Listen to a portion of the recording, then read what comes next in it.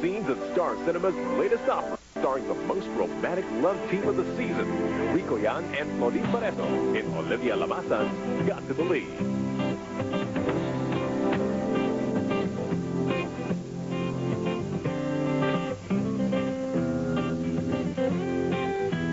Si Tony Omi, excited siya. Hinihintay niya yung Prince Charming niya. Yung lalaki. Parang nasa fairy tale. Sa movie ako si Lawrence. He's the typical yung philandering, babaerong tao. Kontra sa akin. The film is really about every girl who was made to believe in fairy tales, and so now is looking for her Prince Charming. It's the story of every boy who refuses to become anyone's prince. The film also tackles about what women want in men and what men want in men. Hindi ako magsusuot ng wedding gown hanggat hindi ako ang nakasal. Wala kasing ulo lalaki gusto magpakasal sa kanya. You have a love story and you're working with real life sweethearts. Inig sa kanila yung mahal nila yung isa't isa. Your kids would really come out clear and clear. Pag nagtampuhan, I would sit down with them and tell them and remind them. Pag nagtatampuhan tayo o pag may disagreement tayo, hanggang dyan lang. Pagdating sa eksena, ano naman, trabaho tayo. Kapag may encounter, kailangan komportable ka sa trabaho. So, yun yung advantage ng komportable kung nakatrabaho sa Rico kasi boys is the Philippine life. Sweet. Si Bong Navarro, grabe, I'm a fan. Talagang tawang-tawang-tawa ako sa kanya. He makes me laugh so much. Gusto niya rito yung mas natural. Nakakatawa yung situation. Hindi mismo ako yung nagpapatawa sa tao. Saka, about eksena, explain niya sa akin ang gagawin ko. Nahayaan niya rin ako. But most of the time, the punchline in that he did in the film, original talaga, originally po. Very, ako nga yung character. Kaya lang ayaw rin ko kasi na parang palengkera. Gusto nilang very happy ako, ganyan. May scene doon na paglabas ko sa banyo. So, sobrang gusto ni direct, parang tense na tense nga ako. Pagtakbo ko from the bathroom, pagsilip ko sa may tense, sobrang bilis ko, wala akong break. Talagang yung legs ko, talagang gumano, natakot ako. Akala ko matapos. We just played our song. It's gonna be like this, like that. It's gonna be good with Annie, and then, but you're gonna be modern here. You're not gonna be the old.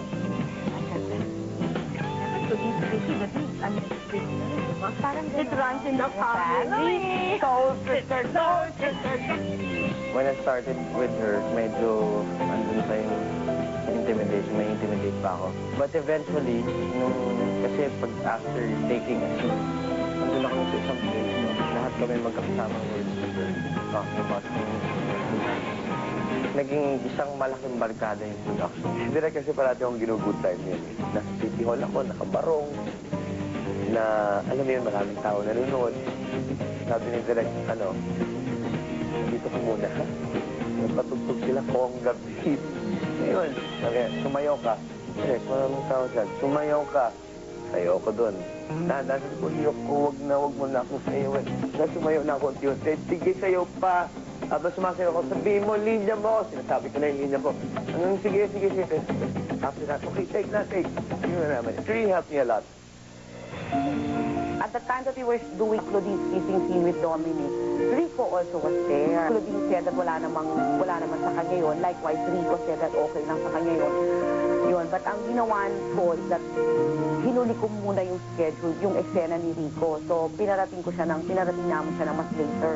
Pero, nung part na niya, nung eksena niya ng kinukunan ko, pina-playback ko. Sabi ko, dito ka magre-react.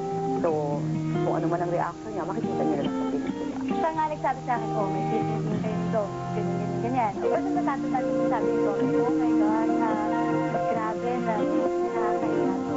Nahalikan ko yung gusto ng barkada ko. Inisip ko, ito si Dominic, isang artista. Ito si Claudine Barreto, isa ring artista. I felt weird in the sense that pero ng kaibigan ko yung best friend ko ba. One thing also that I want to share, yung bago namin gawin yung eksena na yun, sabi niya, Are, umpisa na natin ha. Ito na nagising no. hinalikan niya sa lift niya. Balik sa restaurant. Sabi niya nung malayo na siya, para mo na rin ako hinalikan yan.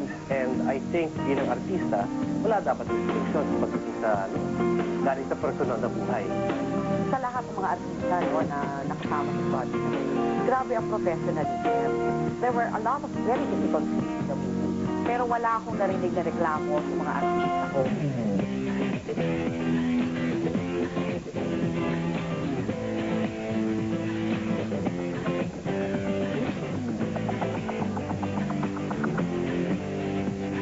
Mahirap i-set up kasi maraming set up, maraming shots pagdating sa comedy.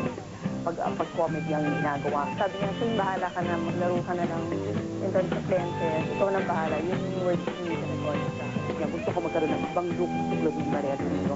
Nakakaiba sa nakikita mo every day on television. Buti naglabas ang Kodak ng bago na ng stock condition expression na ang look niya nasa pastel, nasa skin tone friendly siya. Binalik niya sa personality ng Claudine. She's totally na very vibrant, wala siyang pakialam, and yung style na kasi is her own eh. At that time, medyo mis-fear ako na in terms of sa design ni Noel, yung production designer namin, baka matone down yung colors niya, di ba nasa vibrant colors. Pero actually, nung nakita ko, maganda siya. Maganda lumabas, hindi na tone down. Actually, mas na-pronounce pa nga. I think, ang pinaka-memorable dito sa movie na to does not lie behind the scenes. It lies within the friendship that was formed with the cast and the staff. After this movie, nagkaroon ng kulay, mas makulay yung buhay ko. Bumabalik yung, ay, kalog pala ako. Ay, nakakatawa pala ako. Sacrifice, hard work. Because I had so much